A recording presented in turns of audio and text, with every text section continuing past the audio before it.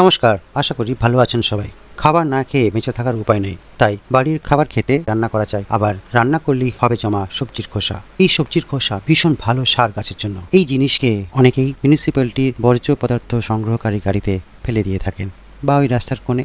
ফলে যা হয়, আমাদের কারোরই কি অজানা পরিবেশ এতটাই পরিষ্কার হয় যে নাকে রুমাল চাপা দিয়েও সে গন্ধ আটকানো যায় না 1 কিলোমিটার দূর থেকেই। আরও যদি বর্ষার জল জমে তো আর বলারই নয়। সবাই একটু করে গাছের পরিচর্যা করলে শহরের এই সমস্যা দূর হয়, পরিবেশ দূষণ কমে, সাথে গরমকালের গরমও। যত বর্জ্য দূষণ জমবে গরমের পারদ চরচর করে বাড়বে। নিজেরা সচেতন হলেই ভালো, তাই বলছি। বেশি বললে হয়ে যাব অনেকের কাছে দোষী। যাক, ফিরে আসি টপিকে। আগেকার দিনে বাড়িতে বেশ কিছু জায়গা থাকতো, তার এক কোণে মা ঠাকুমারা উনুনের ছাই তরকারির খোসা ফেলতেন দেখেছি। সেখানে কুমড়ো জন্মাতো, তার ফলও দিত বেশ ভালো। শহুরে আমাদের এক চিলতে বাড়ি বা ফ্ল্যাট জায়গা নেই, তাই আজকের ফেলে দেওয়া জিনিস থেকে বানাবো রান্নাঘরের বর্জ্য থেকে কম্পোস্ট তৈরির পাত্র বা রান্নাঘরের বর্জ্য পচনকারী পাত্র, মানে ওই কিচেন ওয়েস্ট কম্পোস্ট মেকার বা কিচেন ওয়েস্ট কম্পোজার, বাড়িরই ফেলে দেওয়া জিনিস দিয়ে। তার জন্য আমি নিয়েছি ফেলে দেওয়া ডাস্টবিন, একটা বালতি সাইজের ডাস্টবিনের থেকে একটু বড়, একটা ফেলে দেওয়া ঝুড়ি, দুটো বালতির মধ্যে ক্যাপ রাখার জন্য অন্য কিছুও নেওয়া যায়, সাইজ মতো কেটে নেওয়া পুরনো মশারির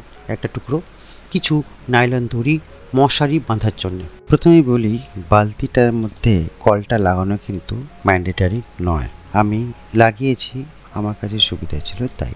এই কলটা যে কোনো হার্ডওয়্যারের দোকানে 30-40 টাকা 50 টাকার মধ্যে পেয়ে যাবেন। এটাকে লাগানোর জন্য বালতির মধ্যে একটা ছোট্ট মতো ফুটো করে নিতে হবে কলের এন্ট্রি পয়েন্টের সমান করে। তারপরে সেটার মধ্যে একটা নাট দেওয়া থাকে, দুটো ওয়াশারও থাকে। নাটটাকে ঘুরিয়ে ভালো করে টাইট করে বেঁধে দিলে আশা করি জল বেরোবে না। আমি একটু এক্সট্রা কেয়ার নিয়েছি। আমার ছেলের স্কুলের ক্রাফট ওয়ার্কের জন্য যে গ্লু গানটা কেনা ছিল, সেই গ্লু গানটা থেকে এক্সট্রা একটু সাপোর্ট দেওয়ার জন্য গ্লু ইউজ করেছি। এটা হলো ঝুড়িটা শুধু সেপারেটারের কাজ করবে, বিশেষ কোনো কাজ নেই। নীল বালতিটা আর সবুজ ডাস্টবিনটার মধ্যে একটা সেপারেটারের কাজ করবে, যেটার মধ্য দিয়ে ওপরে গ্রিন ডাস্টবিনটা থেকে যে লিকুইড পোর্শন বেরিয়ে আসবে কিচেন ওয়েস্টের, সেটাকে নীল বালতির মধ্যে জমা করবে। এইটুকুই কাজ। এই গেল মশারিটাকে ভালো করে 4টে কোণা আমি ডবল করে নিয়েছি, 4টে কোণা বেঁধে নিয়েছি। ভালো করে বেঁধে নেওয়ার পরে এটাকে বেঁধে দেবো সবুজ ডাস্টবিনটার মধ্যে, ভালো করে শক্ত করে, যাতে গিয়ে স্লিপ করে বেরিয়ে না আসে। মশারিটার মধ্যেই কিন্তু সমস্ত কিচেন ওয়েস্টগুলো ঢালবো, কারণ কিচেন ওয়েস্টটাকে যদি কম্পোস্ট করতে হয় তাহলে এরিয়েশন দরকার। এই এরিয়েশন দরকার আরও একটা কারণ আমি এর মধ্যে ইউজ করি, আমার কাছে একটা ওয়েস্ট ডিকম্পোজার আছে। সেই ওয়েস্ট ডিকম্পোজারটার মধ্যে যে ব্যাকটেরিয়াগুলো আছে সেগুলো অ্যানারোবিক ব্যাকটেরিয়া নয়, এরোবিক ব্যাকটেরিয়া। তো এরোবিক ব্যাকটেরিয়া হওয়ার জন্য সেই ব্যাকটেরিয়াগুলোর মধ্যে একটু এয়ারেশন দরকার, তা নাহলে এগুলো মারা যাবে। সেই কারণেই এই মশারিটা দেওয়া, তা নাহলে ডাইরেক্টলি আমি সবুজ রঙের ডাস্টবিনটার মধ্যেই কিচেন ওয়েস্টটা দিতে পারতাম। এবার ভালো করে মশারিটাকে বেঁধে নিচ্ছি, যাতে গিয়ে মশারিটা স্লিপ করে ডাস্টবিন থেকে খুলে ভেতরে পড়ে না যায়।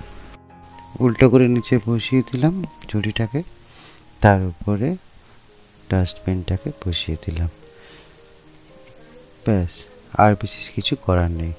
ডাস্টবিনটা অলরেডি আগে থেকেই নিচের দিকটাতে ছেঁদা ছিলই, মানে নষ্ট হয়ে গেছে, কাজে আমার এক্সট্রা করে কোনো ফুটো ফাটা করতে হয়নি। এই সিস্টেম রেডি। এরপর ঢাকা দিয়ে দেবো। এই ভেতরটাতে মশারির মধ্যে সমস্ত সবজির খোসা ফেলতে থাকবো দিনের পর দিন, মানে যা প্রত্যেক দিনের সবজি খোসাগুলো ফেলতে থাকবো, আস্তে আস্তে করে জমা হবে। ওর মধ্যে থেকে যে লিকুইড পোর্শনটা বেরোবে সেটা নিচের নীল বালতিতে গিয়ে জমা হবে। সেগুলোকে সময় মতো গাছের গোড়ায় দিয়ে দেওয়া যাবে, অথবা বোতলে করে রেখে দেওয়া যাবে স্টোর করে কিছুদিনের জন্য। 10-15 দিন ভালোই থেকে যায় এগুলো। এখন বর্ষার সময় তো ইউজ করা যাবে না, বর্ষার পরে সেগুলোকে ইউজ করব। আর এই লিকুইড পোর্শনটা বেরিয়ে যাওয়ার পর যে ওয়েস্ট প্রোডাক্টটা রয়ে যাবে সেটাকে হাঁড়ির মধ্যে আলাদা আরেকটা